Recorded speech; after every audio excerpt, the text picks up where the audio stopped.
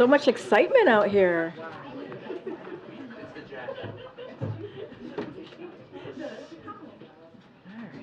All right, class, everybody. Okay, all right, everyone. It is a serious day indeed. So good afternoon. Today, as part of our 10 Days of 10 Drugs series, we're highlighting Januvia, a drug that treats diabetes and that was selected for Medicare price negotiation as part of President Biden's Inflation Reduction Act. Last year, around 885,000 seniors were prescribed Januvia and spent on average up to $500 a month for this life-saving drug. One of those seniors is Stephen from North Carolina, who wrote to the president that he pays over $500 a month for this life-saving medicine. For years, politicians talked about taking on Big Pharma to lower drug prices for seniors. All the while, Big Pharma continued to rake in record profits and spent $400 million on lobbyists to keep prices high for seniors. President Biden and congressional Democrats finally changed that by passing the Inflation Reduction Act without a single Republican vote. As a result, for the first time ever, instead of drug companies charging Americans whatever they want to for saving drugs like Januvia, Medicare will be able to negotiate lowering drug prices for Americans like Stephen. As we announced a short time ago, President Biden will host President Joko Widodo of Indonesia for a bilateral meeting at the White House on Monday, November 13th. During the visit, President Biden will reaffirm the United States' commitment to deepening our nearly 75-year-long partnership between the world's second and third largest democracies. The leaders will explore opportunities to enhance cooperation on the clean energy transition, advance economic prosperity, bolster regional peace and stability, and reinforce our people-to-people ties. The two leaders will also coordinate on efforts to reinforce ASEAN centrality and uphold international law and promote a free and open Indo-Pacific. With that, my colleague from NSC, Admiral John Kirby, is here to give any update that we have on Israel and take any of your foreign policy questions. With that.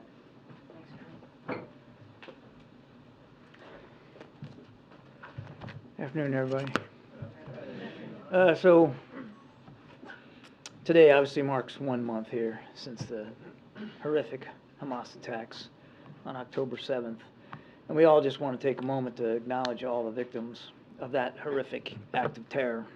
People slaughtered at a music festival, murdered in front of their kids in their home. It's a horrible day. And also it was a day where dozens and dozens of people were taken hostage. Many of them still being held hostage. So we also want to say that our thoughts continue to be with all of them and their families and their loved ones. I can only imagine the anguish that these families are still going through and have now for the past month, and the pain that they're feeling, the strong desire to get that seat filled at the dining room table again. We are going to continue to pursue every possible measure that we can to get those hostages released and to get those folks back with their families where they belong. And again, we continue to keep them in our thoughts and prayers. We're also keeping in our thoughts and prayers this 1 month in the many, many thousands of innocent Palestinians who have been killed in the conflict since October 7th, and the many more who are injured and wounded in the conduct of these operations. And quite frankly, the 1.5 million that have been displaced internally from their homes. We're mindful of that suffering as well. And 1 month in, it's good for everybody to take a knee, take a pause, and remember the scope of the suffering here and the terrible images that many of us have seen coming out of both Israel and Gaza. Now, on the humanitarian side, I can tell you that over the last 24 hours, 93 trucks were able to enter Gaza through the Rafah border. That was as of yesterday. That brings the total to 569 trucks since October 21st. And as we've said many times before, we know that's not enough. It's a trickle. I mean, as a matter of fact, before October 7th, that's about the number that was getting in every day. Now, it fluctuated a little bit, but it was several hundred, up to 500 a day. As you all saw yesterday, the president spoke with Prime Minister Netanyahu, and he certainly discussed the need to continue to try to accelerate and increase the amount of humanitarian assistance that's going in. He also talked about the importance of pauses in the fighting to allow for aid to get in, people to get out, and for hostages to be released. We'll keep that dialogue going, obviously, with the Prime Minister and his war cabinet. On the idea of people getting out, so we do expect more individuals to depart Gaza today via the Rafah crossing. To date, there's been over 400 U.S. citizens and their families who have been able to depart and have been seeking the assistance of our consular team at the embassy in Cairo. And in just the last 24 hours, about 96, so just under 100 U.S. citizens and family members were able to move across that border. And as I said, it's very fluid. We won't get the final count until the end of the day today because the day is still going on. But we do expect that there'll be more Americans to come out today. So keeping that Rafah crossing open for aid to enter and Americans and other foreign nationals to leave has been a major priority for the president, will remain so going forward. And as I said, we're going to be focused on getting folks out, getting aid in, and getting those hostages released. Thank you, Admiral. The UN Secretary General said Gaza is becoming a graveyard for children. He said the IDF is hitting civilians, hospitals, refugee camps, mosques, churches, and UN facilities, including shelters. So if a war zone is becoming a graveyard for children, can you still say that Israel is following the laws of war? What I'll tell you is that we continue to stress to our Israeli counterparts that they be as discriminate and careful in their targeting as possible. And it is sad to see. It's horrible to see the images of young kids being pulled out of rubble and so many of them not making it. Hamas is putting those children and their families in greater danger by not letting them go, by encouraging them to stay, by sheltering in their homes, building tunnels under their hospitals, and by holding children hostages. We know that there's a portion of the 240 plus that they're holding as hostages are kids. They're kids. And we've been trying mightily to get those children released. We've had no success so far. And Israel's Prime Minister told ABC News that Israel will have, quote, overall security responsibility over Gaza for an indefinite period. But the president said that it would be a big mistake for Israel to reoccupy Gaza. So how much daylight is there between what Israel and the U.S. see as the future of Gaza? We're having active discussions with our Israeli counterparts about what post-conflict Gaza ought to look like. The president maintains his position that a reoccupation by Israeli forces is not the right thing to do. We'll let them speak to their intentions, but we are definitely having conversations about what the post-conflict environment ought to look like and what governance in Gaza ought to look like. One thing there's absolutely no daylight on is Hamas can't be part of that equation. You can't go back to October 6th. A senior U.S. official told us last week that the U.S.'s expectation is that in the coming days we should see a decrease in Israel's air campaign and more of a tactical ground offensive. Can you tell us a little bit more about what led to that assessment, and have you seen that in the past few days? I can't speak for what an anonymous official said about Israeli military operations. I'm not going to get into the habit of speaking of a tactical nature to their intentions, plans, or activities here from the podium. They have obviously gone in on the ground with the intention of putting pressure on Hamas leadership and to find, fix, and finish some of that leadership. I'll let them speak to those operations. And John, you said yesterday that you wouldn't want to overstate the efforts that Israel is making to limit civilian casualties. That's a change from a week ago when you said that it was obvious Israel was trying to minimize casualties. Can you just help us understand that shift in the language? No shift. Both can be true. We have seen indications that in certain operational environments that they are making an effort. For instance, let's go back to the ground thing. And again, I don't want to be armchair quarterbacking another military, but they're moving into and onto and into Gaza with smaller units than what a lot of people thought they would do. They thought it was going to be this big, massive formation into North Gaza, and that's not what they've been doing. And when you are on the ground, while the risk to your troops is higher, you can be more discriminate. You can be more careful in your formations and your targeting and what you're going after than you can be from the air. But it's also true that airstrikes continue, and it's also true that civilians keep dying from these airstrikes.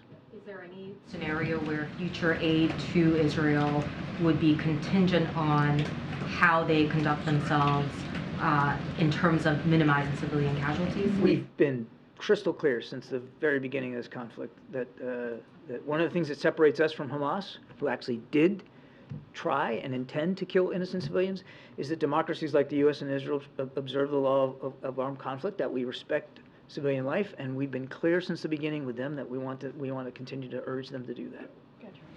There's hundreds of USAID employees that have signed on to a letter disagreeing with U.S. policy towards Israel. There's some dissent cables floating around the State Department. Why are so many federal government employees at odds with the policies that you're talking about? Well, I think one of the great things about certainly working at the State Department and in other agencies is that multiple perspectives and multiple opinions are respected. And there's an avenue, like you said, the dissent channel. I can't speak for what is or what isn't in the dissent channel, but having worked at the State Department, I can tell you that that's a time-honored and traditional way for employees there at the State Department to voice their concerns, and I think that's a good thing. The President understands that there's strong emotions and feelings here, all around, all across the board. And here inside the administration and the federal government, that's certainly the case as well. And he appreciates the fact that people feel strongly and that there are multiple perspectives. And we're going to continue to listen to them, Trevor, both inside and outside the government. We have been engaging with partners and organizations and experts and analysts and people with different perspectives to listen to their concerns, make sure that we understand them as we develop policy. And is the President frustrated at all with his inability to prevail upon his Israeli counterpart to engage in these humanitarian pauses? There have been humanitarian pauses already. There's been some. I mean, one of the ways we were able to get those first few hostages out was a pause in the fighting. And Prime Minister Netanyahu, I believe in an interview last night, also talked about the fact that he has approved certain pauses throughout the country. So there have been, and we are going to continue to work with our Israeli counterparts going forward to make sure that we can continue to do them. But the idea here is, they're localized in terms of geography, they're limited in time and duration, and they're usually for a specific purpose or purposes, getting stuff in, getting people out. And we have every expectation that we'll be able to continue to have those conversations. Just to follow up on what you just said about the Prime Minister's comment about the little pauses.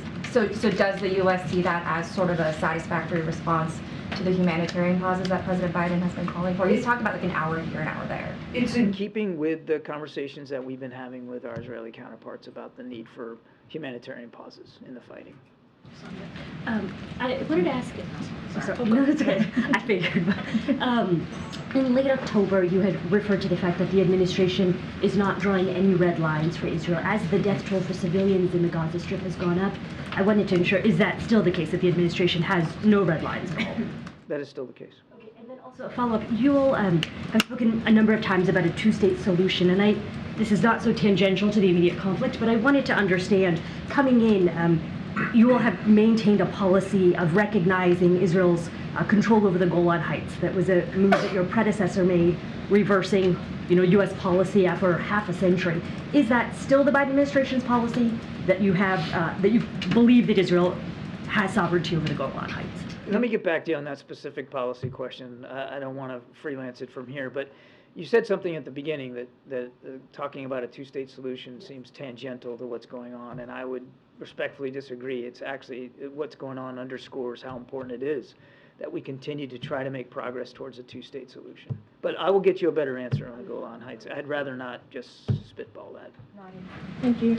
I want to follow up on the previous question. I have another question.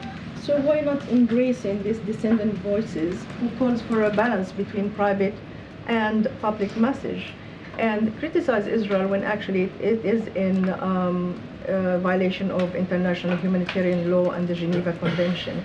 With due respect, John, some people think that you repeat what the Israeli army spokesman is saying. It's exactly what they're saying, you're repeating here. So how can you, why not these dissident voices, not just understanding them and we have a channel because we're a democracy, why not, what's wrong with them? What's wrong with standing here and say when Israel do something wrong, because you're the best friend, you have leverage on them, why not criticizing them? Your question presupposes that we've made some determination that the law of armed conflict has been violated, and I don't think, we're not at that point. Agree with the UN. I would just tell you that we're not going to react in near real time to every event. Israel has a right and responsibility to defend itself, and we're going to make sure they have the tools and capabilities to do that. Again, we're 1 month after this, and we ought not forget what happened 1 month ago. 1,400 people slaughtered in their homes at a music festival, and when Hamas decided to conduct operations, it was with the intent of killing people. You know, I heard this word genocide tossed around about it. Hamas actually does have genocidal intentions against the people of Israel. They'd like to see it wiped off the map. They said so on purpose. So that's what's at stake here, and we're going to keep making sure that Israel has that ability to do that. As for the voices, of course we respect all different voices and perspectives on this, and we know that there's a lot of there's a lot of high emotion here when it comes to what's going on. We have never shied away from criticizing our friends and partners when we believe it's warranted, and we'll continue to do that. We also believe that the best diplomacy, the best progress in diplomatic pursuits is to do it privately and outside the public eye, and we'll continue to do that as well. We'll continue to have those tough conversations with our good friend. Anybody forgot what happened on October 7th, but regardless, I'm not saying you did forget. I'm just saying it's all good for us. We should all be reminded of what happened, and it happened a month ago today. You talked about settlers' violence in the West Bank. The president spoke about it, but there's also violence by the Israeli army. There is many Palestinians being shot dead in the West Bank. It's 163 since October 7th. There's also massive arrests. There is 1,350 have been arrested under what the Israeli called an administrative detention, i.e. they can arrest a person without a trial.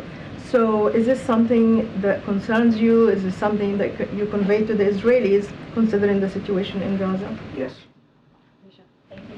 Thanks, John. I'm going to follow up on MJ's question because I didn't hear an answer about the potential suspension of aid.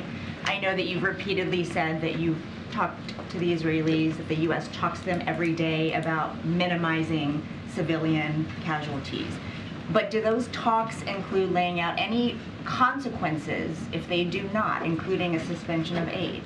I'm not going to get into private diplomatic conversations that we're having with our Israeli counterparts. I will tell you this. We're going to continue to make sure that they have the tools and the capabilities that they need to defend themselves against what clearly was an existential threat to their society and to their people. We're going to continue to make sure they have what they need. We're also going to continue to urge them to be as careful and deliberate and discriminate in the targeting as possible.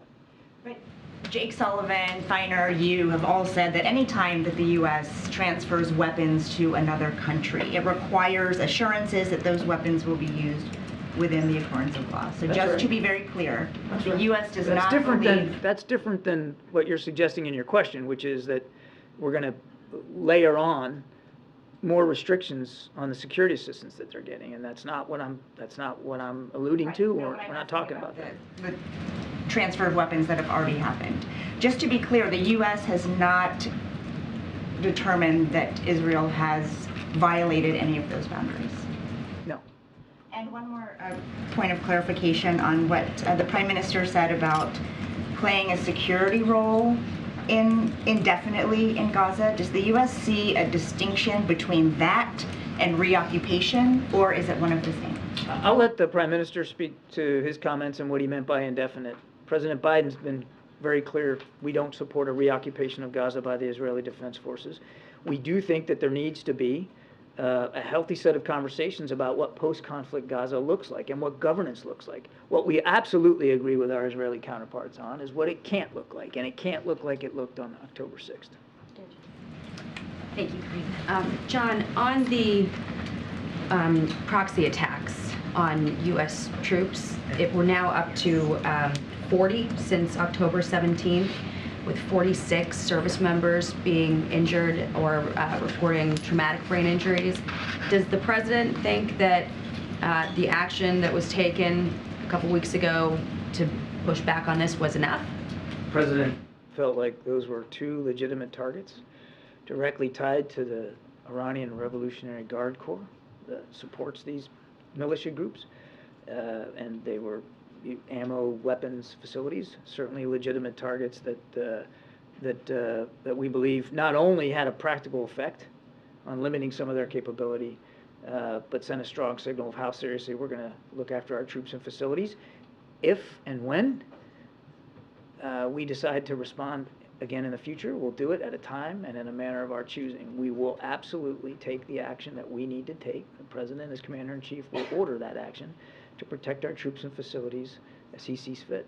Has there been any additional warning from the President since the last time we responded that this needs to stop? Because clearly the attacks on our troops didn't stop.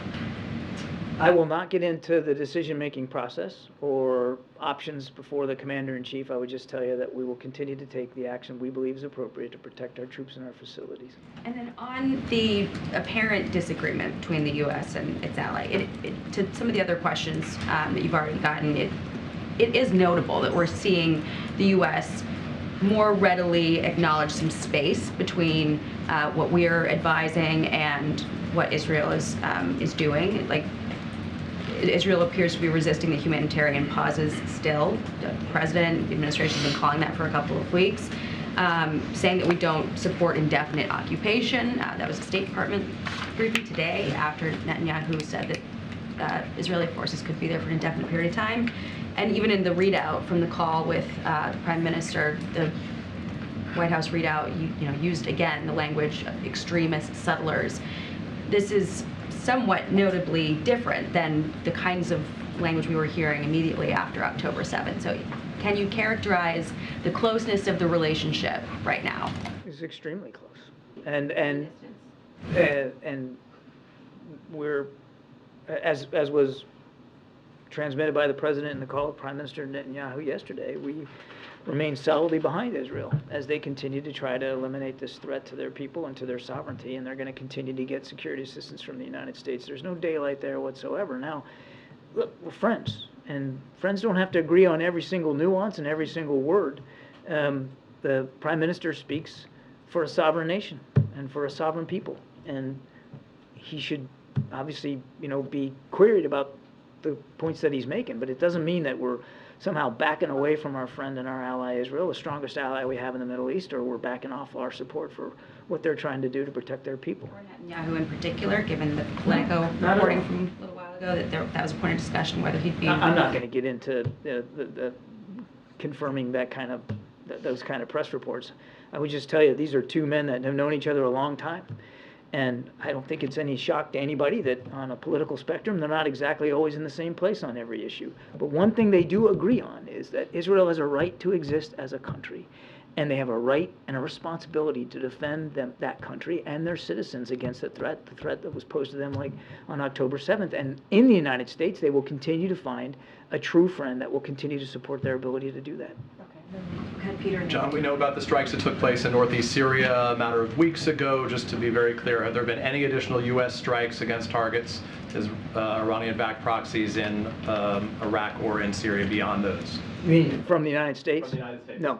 There have not. So just to be clear, then, there have been at least 17 attacks on bases that house Americans since that last set of strikes. Will you agree that those strikes did not deter these Iranian-backed proxies from continuing their assaults on American bases? I would certainly agree that there have been continued attacks. I would also note that none of them have been effective, and in many cases thwarted before they could pose any kind of a direct challenge. And that, again, Peter, we'll make the decisions on our own about how and if we're going to respond. To be clear, if you agree that there have been continued attacks, these 17, isn't that evidence alone? Do you agree that that's evidence alone that it has not deterred them from continuing? It's certainly evidence that some of these militia groups still believe that there's value in continuing to try to strike at our troops and facilities, and our message to them is, you need to be careful because we're going to do what we have to do to protect our troops and our facilities. Let me ask about the situation in Gaza then, if I can, very quickly. In Ukraine, the U.S. put restrictions on how some U.S.-provided munitions could be used. There couldn't be any targeting in Russia, for example. Has the U.S. put any restrictions on how Israel can use U.S.-provided munitions in its war with Hamas in Gaza? As is in keeping with U.S. law, we provide security assistance to any foreign nation, including Israel, with the expectation, the full expectation, that those weapons will be used in keeping with the law of armed conflict. That's no different here for Israel than it is for anybody else. And I want to go back to what I said before, but the message to these groups is, don't and stop. These attacks are unacceptable. Then if I can ask just to punctuate the last thought that we were just talking about, to be clear, does the U.S., and they have to be within the laws of war then, is our position on this, armed conflict. So all security assistance is governed by the law and governed by a requirement that it be used in keeping with the law of armed conflict. So acknowledging the wide belief and understanding that Hamas has built tunnels underneath a variety of different locations, including hospitals, is the U.S. comfortable in knowing that Israel would or continue to target hospitals in Gaza?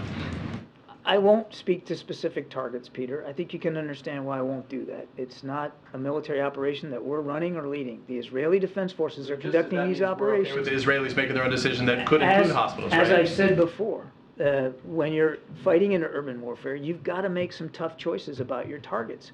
Something could be a completely legal target, but because the civilian casualty count is too high, maybe you don't do it. Maybe you make a policy decision not to do it. These are the kinds of tough decisions that Israeli commanders are going to have to make for themselves. We're going to keep urging them to be as discriminate and careful and cautious as possible. Thank you very much. I'm sorry, you said eight. John, going to the military installations that had these drone attacks, you talk about protections. What are the protections that you can tell us about that you're, seriously, I mean, because for the United States to have military bases attacked and then military personnel injured, is there also a concern that these attacks can spread beyond Syria and Iraq and here and anywhere else in the world? There's no indication right now that that there's specific threats to specific installations throughout the region. That said, we do have a sizable force posture in the Middle East, beyond Iraq and Syria. And in light of what's been going on the last month, of course, the Defense Department is taking a look at that posture and looking at force protection and making adjustments as necessary, depending on where you live in the region and what the threat level might be. So I won't speak for our commanders, and we never talk about force protection specifically, but we obviously make adjustments as needed. And then to your first question, again, without getting into too much tactical detail about how we attempt to thwart some of these attacks, there are capabilities that we have that permit us to eliminate threats further afield, further away from our bases, and we employ those as appropriate. But that doesn't mean, and we've seen in just the recent weeks, that occasionally an attack could get through and get close to a base or even land on a base. So that protection has to be stepped up because, as you just said, there's some that have gotten through, and this has happened over a 3-week period over and over. It's an iterative process, April. We're constantly looking at the threat streams and constantly trying to adjust force protection measures to deal with it the best we can. Obviously, in a perfect world, we wouldn't want any attacks on our troops and facilities. The next near perfect world is that you can eliminate these threats before, what was you say, left of launch, right? Before they're launched, and if you can't do that, then as far away from your people as possible. It's called layered defense, air and missile defense, and the Defense Department is constantly evaluating what that looks like. And last question on genocide. Let's go to Africa and the Congo. What is the White House doing, or national security or state doing about this genocide that's happening in the DRC? I'll tell you, I'm going to take your question because I don't have a lot of context for you on that today. I'll take the question and we'll get something back to you. But obviously, we're in close touch with African partners across the continent and mindful of a range of these kinds of security threats. And certainly, we don't want to see anybody subjected to genocidal intentions or actions by any group. But let me get back to you with more specifics. Anita. Thank you so much. I have a Russia question and then an East Asia question. Starting with Russia, the U.S. and NATO criticized Russia for pulling out of the CFE. This is the Conventional Arms Treaty. And now the U.S. and NATO are pulling out of the CFE. How do you square that? How do you justify that? And is it the intention of the U.S. and NATO to use that space to expand the footprint of conventional arms, perhaps in Ukraine or elsewhere on the European continent. My goodness, I don't know how we could justify not pulling out of it, and given that the Russians have decided unilaterally to just throw it in the trash heap. I mean, they technically, not technically, they actually did violate it when they invaded Ukraine. So it's disappointing. I wish I could say it was surprising, but it's not. And they left the United States and our NATO allies with no choice but to cease our accommodations and in compliance with the treaty as well. As for future force posture, I certainly won't talk about that from this podium. We'll do what we need to do to make sure we can meet our Article 5 commitments to our NATO allies, and that could require force posture changes, but I'm not prepared to speak to that today. So on East Asia, is it okay if I ask you East Asia? Yeah, go ahead. All right, sorry. Can you just update us and bring us up to speed on this Biden-Xi meeting, when it's happening, if it's happening, if the military channel has been reopened, and also when President Biden meets with President Widodo, is he going to be bringing up the Israel-Hamas conflict, and in what context? No, and I don't know. Go ahead, John. Thanks a lot, Karine. John, the fact that the Israeli Prime Minister is talking about what the security situation would look like in Gaza right now, would that lead you to believe that this conflict is in the end stages in any way? Again, that would really be up to the Israelis to speak to. This is their operation, so I'm not able to give you a date certain of when things are going to be complete. And Prime Minister Netanyahu has talked about that he foresees potentially lengthy operations here to rid themselves of the threat that Hamas poses. But I think it just makes good sense, no matter how long you think this conflict is going to go on, for people to be thinking about what post-conflict Gaza needs to look like. And it's just a prudent, responsible thing to do. The Prime Minister has also said definitively no ceasefire unless there is a return of all hostages. Is that a reasonable position that he's taken? You'll have to talk to the Prime Minister. Again, we're not going to characterize or armchair quarterback everything he's saying. We still believe that a general ceasefire is not appropriate at this time. And by general ceasefire, we're talking about everybody laying down their arms, for an indefinite period of time in the anticipation of peace talks and some sort of negotiated settlement. And we just don't believe that it's the right time for that right now. We do think it is the time to continue to pursue pauses in the fighting of a temporary nature for specific purposes. Good. Thanks, John. Does the U.S. have a better sense of how many Palestinians have died in Gaza? We don't have an exact figure. We don't have the capacity or the capability to provide you an exact figure. We still don't believe that taking the Ministry of Health's numbers at face value is wise, but we can't provide you with an alternative number. We do know that it is in the many, many thousands. I mean, there's no question about that. There have been many thousands killed, and each one is a tragedy, and we grieve and mourn for each one of them. And we want, again, to stress that no civilians should be hurt. These people are victims, too, of the fighting. They're certainly victims of Hamas. The count of 10,000 people over the weekend, would you be confident in that estimation? Again, I'm not going to get into providing some sort of independent verification of those numbers. We're not able to validate those numbers, but we are not walking away from the idea that many, many thousands of innocent people in Gaza, mostly Palestinians, have been killed, injured, displaced, 1.5 million displaced from their homes. And all of that tragedy weighs heavily on the president and all of us here. And just one more question. My colleagues reported that the president has been briefed on a possible military facility from China and Oman. Are you able to confirm that? I am not able to confirm the veracity of those reports. I would just say that from the beginning of this administration, we came into the office mindful of the fact that the PRC was trying to expand its influence overseas in various ways, militarily, diplomatically, economically, and we have been working hard through diplomatic channels and diplomatic means to address the challenge of that influence that they're trying to expand. Thank you so much. John, you said many thousands of civilians dead. Do you have an estimation of the number of Hamas fighters officials who have been killed. No. And another one on the president's upcoming international trips or lack of. The president has said he intends to go to Africa this year. Is this still the plan? I don't have any updates on his travel schedule. Brian. I just want to circle around this. I guess April and Jackie and Peter kind of touched on it, but circling around back to that issue, is containment working? Because we've seen numbers of large numbers of, we've got what, 2 aircraft carrier groups, nuclear submarine.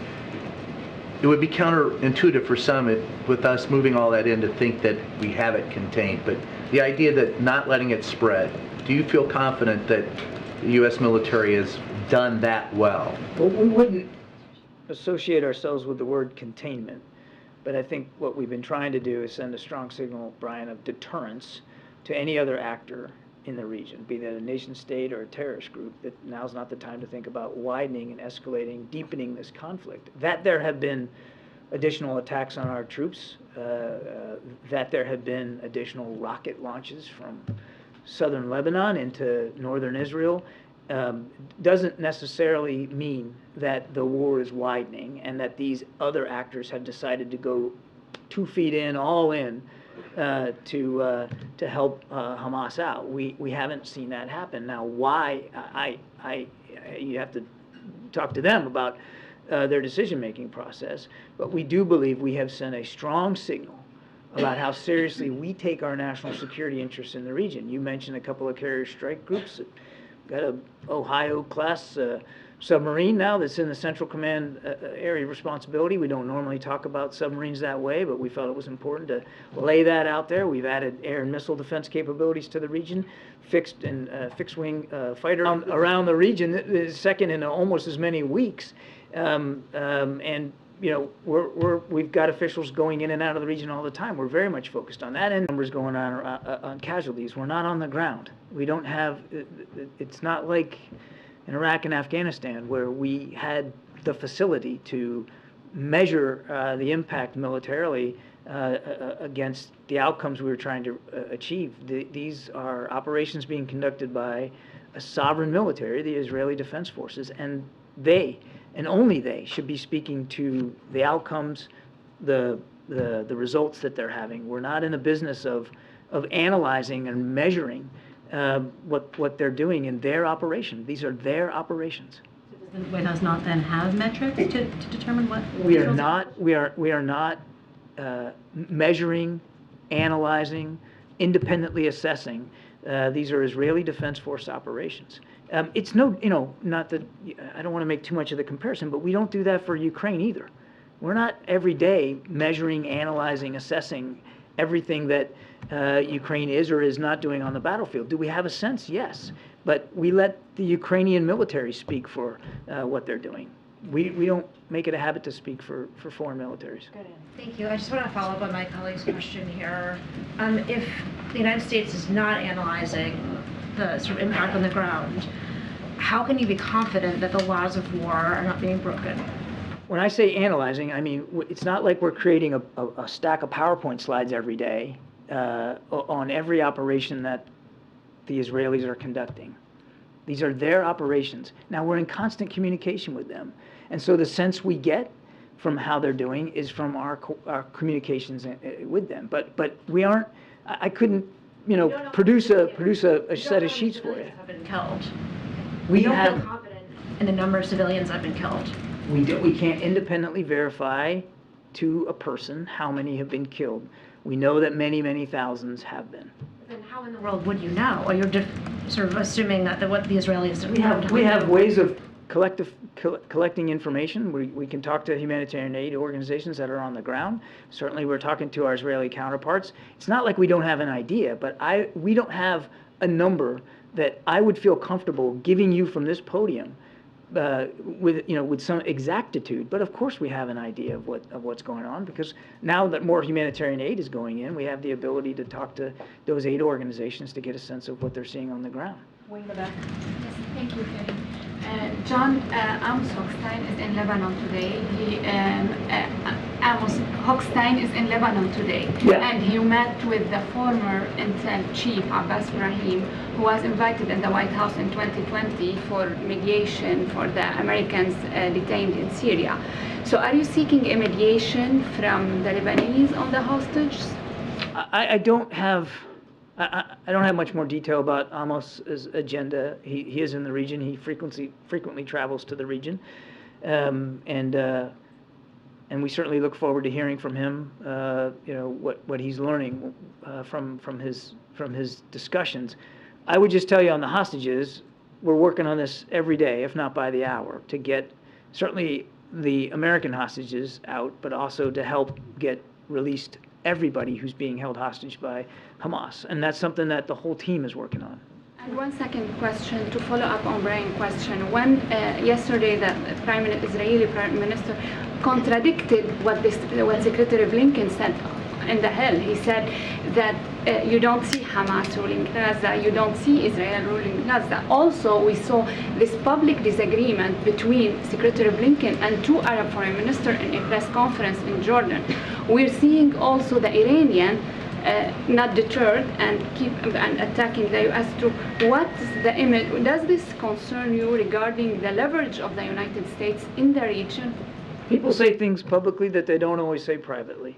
And I'll let foreign leaders speak for themselves in their countries. American leadership has been key here since attacks of October 7th. American leadership, President Biden's personal involvement has led to this humanitarian aid getting in. Obviously not enough, but it wasn't happening before he personally got involved. It was President Biden's leadership and this team's work here at the National Security Council in the White House that helped get American hostages home, as well as those two Israeli citizens. And that is continuing to work to get our citizens out from Rafah crossing, hopefully more today. We have been at the center of trying to make sure people in Gaza are getting the aid they need and getting out those who need to get out and can get out, as well as making sure that Israel has the capabilities it needs to defend itself. Go ahead, Jake. Thank you, Karine, and thank you, Admiral. As we sit here, hundreds of rockets are raining down on Israeli cities, and I'm wondering if you would know, is this all from the original stockpile, or are rockets being smuggled in somehow? I couldn't answer that question. I don't have the information and the context to be able to answer that. You'll look into it, right? I will look into it. On Rafah, you've said multiple times that family members of Americans will be able to get out. Could you kindly define family member, please?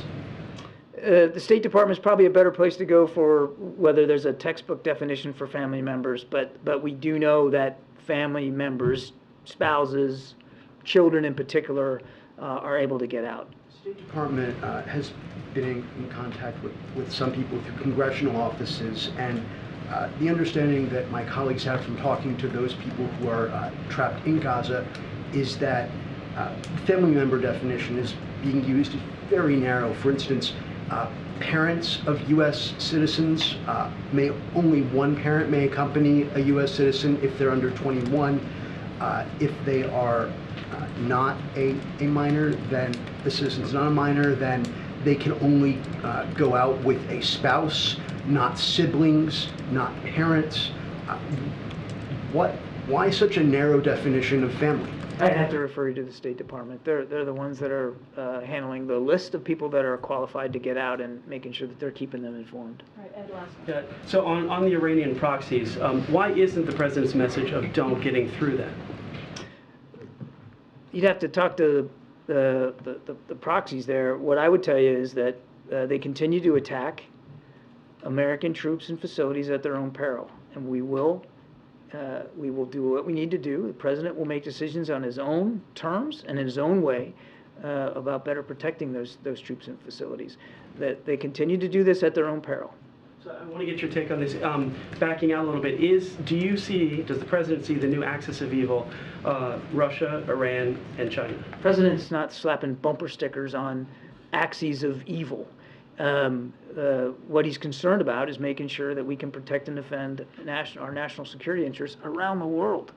and that includes in the Indo-Pacific. And I don't want to, Karine will kill me if I stand up here and talk much longer, but I mean, you and I could have an hour-long discussion about the things that this president has done to shore up alliances and partnerships all over the world to look after our national security interests. But we're not slapping bumper stickers on countries. We know that Russia presents an acute threat, certainly on the European continent. We know that China represents a strategic competitor challenge in the Indo-Pacific and around the world. And we certainly are not blind to what Iran's doing, supporting Putin's war in Ukraine and supporting these terrorist groups throughout the Middle East. Thank you. Thank you. Appreciate That wasn't too long, was it? Thank you. Thank you. See you guys. Thanks, Admiral. Appreciate it. All right, Sung Ming. Thank you, Karine. Leader McConnell said moments ago that he spoke with President Biden yesterday and told the president that the national security supplemental has to have what he called a credible border solution to be able to pass the Senate. First of all, does the White House have any readout of that conversation? So I don't have a readout of that conversation. As you know, the president having been vice president and of course a senator for 36 years, he has many relationships with folks in Congress, just don't have anything to read out. He has a very close working relationship, obviously, with Leader McConnell. What I will say is I know that, and as you all have reported, the Senate Republicans did push forward a border security legislation. We certainly think that if they are going to be serious, then they should have a serious conversation with us about it. It is not something that we see it as that particular legislation they put forward as being all that serious. And we have been very clear. There's a reason why the president included a supplemental that had border security, right? And if they want to have that conversation, we would love to have that conversation on how we can move forward in a real way, or they should just support what the president put forward. And so we just don't see anything in their proposal about creating, for example, an earned path to citizenship for Dreamers and others. There are things that are fundamentally missing, and we want to have a serious conversation, but we need to see something a lot more serious than what they put forward. Right, so obviously the White House doesn't like that specific proposal yesterday, but is the White House open to any sort of policy changes as it relates to the border in conjunction with the supplemental? Are you only entertaining negotiations on the funding side of border issues? So look, as it relates to the border, you've heard us say time and time again, our immigration system is broken. It's been broken for some time now, for decades. And Congress, they have the power to change that. They have the power to put forth a comprehensive piece of legislation, like the president did on his first day in this administration, putting forth a comprehensive immigration legislation. And so they can address it. Only they can do that. And so, look, we want to have a serious conversation. We want to be able to talk to Republicans and see how we move forward in a real way. But, we believe that if Congress is serious, they should fund what the president put forward. And that's how we believe should be moved forward, how we should move forward on this. But they're not serious. What we saw from Senate Republicans is not a serious piece of legislation to move forward. Is that sort of serious policy conversation possible in the next 2 or so weeks? I mean, look, I'm not going to negotiate from the podium here, but what I can say is that the president took this very seriously when it comes to a broken immigration system, put forth a comprehensive piece of legislation to deal with this. He obviously included this in his emergency supplemental border security, and we're asking Congress to fund that if they are going to be very serious as it relates to policy changes. Look, the president already put forth what he believes how to move forward in fixing a broken immigration system, a system that has been broken under a Democratic president and also a Republican president. Thanks, Karine.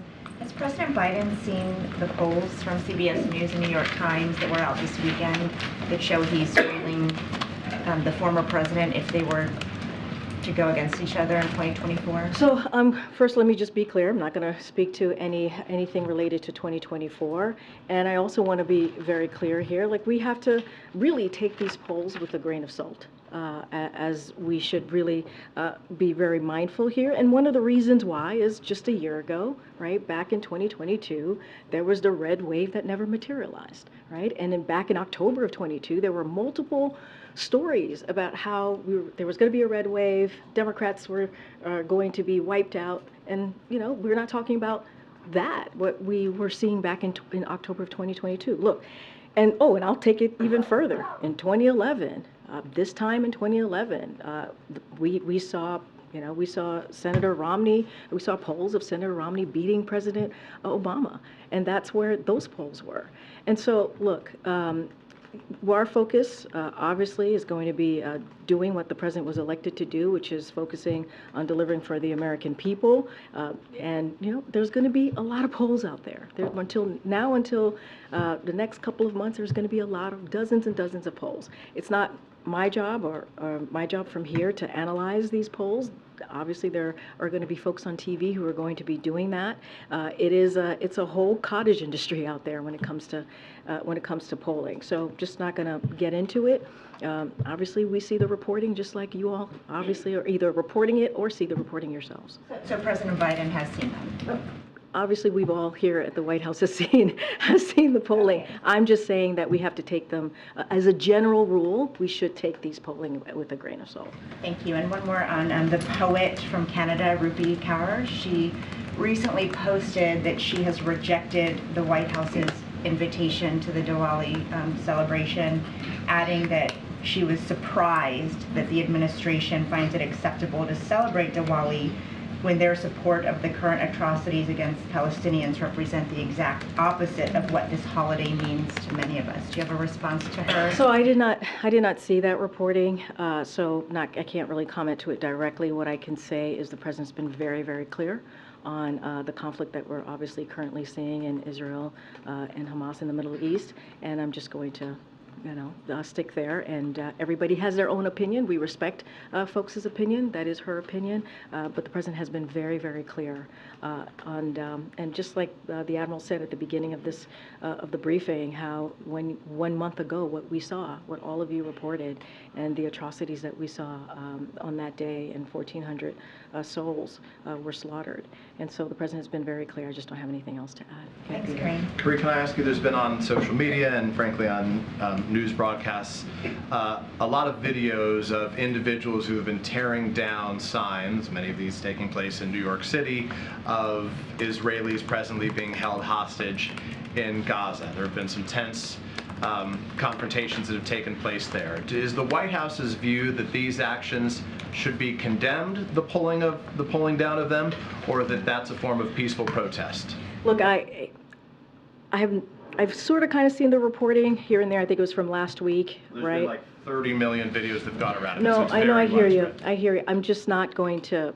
I'm not Is going it to. okay? I'm Is not it going. okay? Is that peaceful protest to pull that down, or should you not be doing I'm just that? not going to go into specifics on that particular thing. What I can say, there are real violent protests and threats that are happening right now, and senior administration officials are aware of these reports, which are deeply concerning, and that is something that we're focused on. Right? So to be clear, it's deeply concerning that people would be pulling these things down? I'm just saying, as it relates to a lot of reporting out there about violent protests and threats, and so I can speak to that. I can speak to how FBI is tracking an increased volume. I can speak to the frequency of threats that we're seeing to the Jewish community, to the Arab American community, to the Muslim communities in the United States since October 7th. That is something that I can speak to, and obviously DOJ and FBI are working with local law enforcement on those threats. And of course, that is deeply concerning to us, and so that is what we're going to work on, focusing on that. I'd be grateful if you take the question just to see if there is a position the White House has on that just for going forward, because it's created a lot of divide in this country right now. I'm happy to. As it was appropriate. Then if I can follow quickly on a different form of protest, vandalism that we saw take place outside the White House. Is the president concerned, is the White House concerned that these protesters, in this case vandals, could get so close to the White House that they could vandalize it, that they could get their hands on the gates outside of the White House? I would have to refer you to the Secret Service on that and the Park Police for questions about the way the protest was handled. Is the and president so comfortable with the way it was handled? I would have to tell you I refer you to Secret Service. That is their focus, that is their job, and so I would refer you there. Does the president think it's appropriate for people to put red blood-stained hands on the outside of the White House? Obviously not. Obviously not. Does the president plan to attend the UN Climate Summit this year? I don't have anything on his schedules to read out to you today on that. There Is the president at all concerned that, having set a precedent and gone to the last 2 UN climate summits, that if he doesn't attend this year, it will send a Well, signal? I don't have anything to share, so I can't answer that question. We don't have anything to share about the president's schedule for the rest of the year as it relates to any foreign travel. Go ahead, MJ. Karine, a potential government shutdown is now 10 days away. It seems like we're hearing far less from the White House this time around just about how potentially painful that could be for the economy, for the country, if there were to be a shutdown than the last time around when we were this close to the deadline. Is there just more optimism this time around that that can be averted? I would say, MJ, there's just a lot going on, as you know, in the past month, right? As we had my NSC colleague here take about 45 minutes of questions on what's been happening this past month. So there's been a lot going on, right? The president has to do multiple things at once, and that's what he's doing. As it relates to a potential shutdown, the CR, look, House Republicans have work to do, right? It is their jobs, and they have to stick to their promise and honor their word to avoid a shutdown. Period. It is their job to avoid that. We cannot be dealing with political games or brinksmanship. Obviously, all of the concerns that we had leading up to the last potential shutdown still is a concern of ours, right? There are programs, vital programs, that Americans need, and they should be able to. We should be able to continue providing those programs. It would be not beneficial to our economy, obviously, if this were to occur. It would hurt our economy. It would hurt our national security, and if a shutdown occurs, and it would have extreme cuts to law enforcement as well, public health and education. All of the things that we've talked about that still exist. And so Republicans in the House have a job to do, and they need to get the job done on behalf of the American people. That has not changed. Is there a little more optimism this time around? I mean, I'm not going to get into the level of optimism. Obviously, the president is an optimistic person, right? You've heard him say that many times, but we believe it is their job to get this done. That has not changed. House Republicans have to get this done. This is a job that Congress needs to do. There are vital programs, as I just listed out to you, that need to be funded and continue to get funded, that Americans need, American families need, and it would be detrimental to them if there was a shutdown. And we should not be a week away from this, or I know it's 2 weeks away, but we should not be looking at this a week from now, or, 10 days from now, and be talking about a potential shutdown. This is something that they should get done. And anything you could say about how the White House has been getting to know the new speaker? So don't have anything new to share. As you know, we've talked about, we've laid out some readouts about their initial conversation when he became speaker. I just don't have anything else to share beyond that. We obviously been I can say that OMB Director and the Office of Alleged Affairs have been in close contact with senior leadership, obviously in Congress, including his office, about the importance of getting the 2 supplemental emergency funding done, which is obviously the national security and also domestic part of it as well. The importance for getting that done for the American people, and also making sure that they avoid a shutdown. Those conversations have been going on as it relates to the supplemental funding for the past several weeks, as it relates to funding the government. That's been conversations that we've had for months now. Okay, Karen. Thanks, Karine. On the supplemental funding, the administration's putting some new pressure on Congress to immediately approve $11.8 billion in direct budget support for Ukraine. There was a letter sent from the Secretaries of State, Treasury, Defense, and the USAID administrator. Why separate out that $11.8 billion for Ukraine from the overall Ukraine funding request? Why push for that specifically like this? So look, I don't want to get into certainly legislative negotiations. I'm just going to be very careful from here. But we've been very clear. There's a lot at stake, as I was just telling MJ. And Congress, we believe that Congress must pass the emergency national security and domestic needs, both of them. And that is something that we both very much stand strongly behind. I'm just not going to get into the specifics of the negotiations that are happening as it relates to the supplemental funding. Would there be any opening of a door to working with congressional leaders of like breaking up certain things that the administration would prioritize of that $106 billion more than others, like taking something like this and saying, get this done more quickly? I'm just not going to get into any negotiations from here. What I will continue to say is that both the national security, supplementals for national security and domestic, there's a lot at stake. We need to get that done. We've been very, very clear about that. I'm just not going to get into specifics from here. Let me call on somebody else. Colleen, do you have? Oh, sorry. Yeah. No, yeah. I don't know if you had a question. Oh, sorry. I was like, sorry. We wondered. It's embarrassing. I got a question. Hi. Hi. Behind you afterwards. Can you provide a readout, Ambassador Jack Lew, who was confirmed last week, can you provide a readout? Has he arrived in Israel? What his first few days have been like on the job? That's a good question. I have not talked to NSC or the State Department about his last couple of days. Happy to check in with them to see what his last couple of days have been like. But obviously, there's a lot going on in the region, and so he's been certainly very focused on what's going on, the negotiations on the ground, the conversation, the diplomatic conversations, certainly with the counterparts on the grounds. But I don't have anything specific on what his day-by-day has looked like. Someone asked about the immigration proposals, whether you were willing to negotiate on policy or funding. It sounded to me like you were saying funding. Is that accurate? Well, what I'm saying is that in in our national security, right, supplemental, which is emergency funding, there's border security there. We think they should fund it.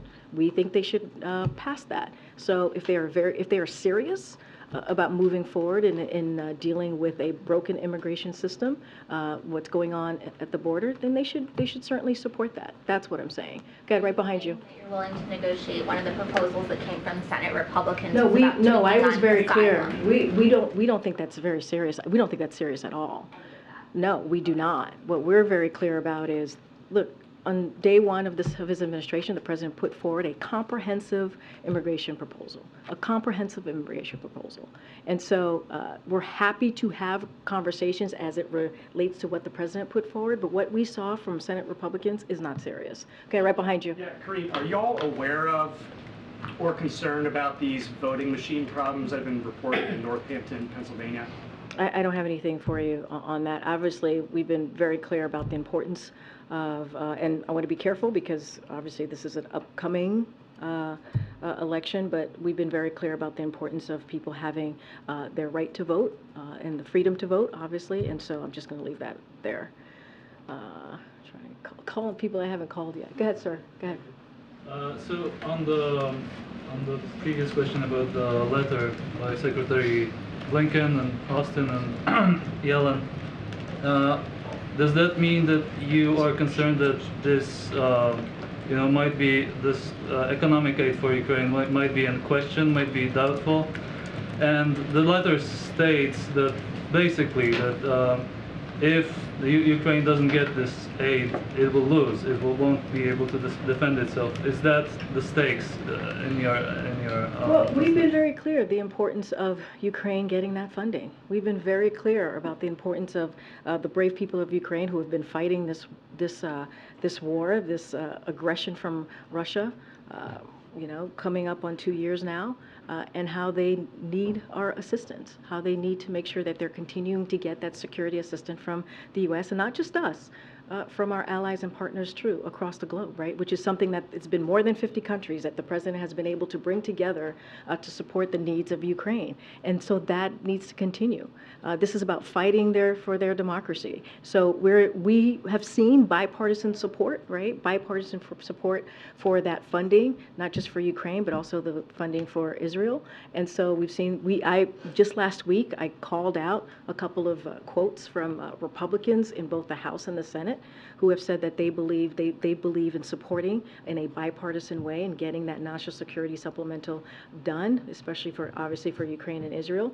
And so, look, that's what we believe. That's what we want to see. We think it is important for Ukraine to continue to get that funding. But do you feel it's threatened, this particular piece, the economic? Well, what I will say is there's bipartisan support for it. That's what I would say. And I think that's an important piece, right? That is an important piece that we've heard from senators, Republican senators. We've heard from House Republicans saying that they are behind this additional request that we've made. And so there's bipartisan support. So I think that's important to note too.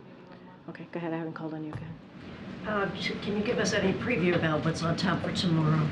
I don't have any preview for you at this time, but certainly we will have more to share later today.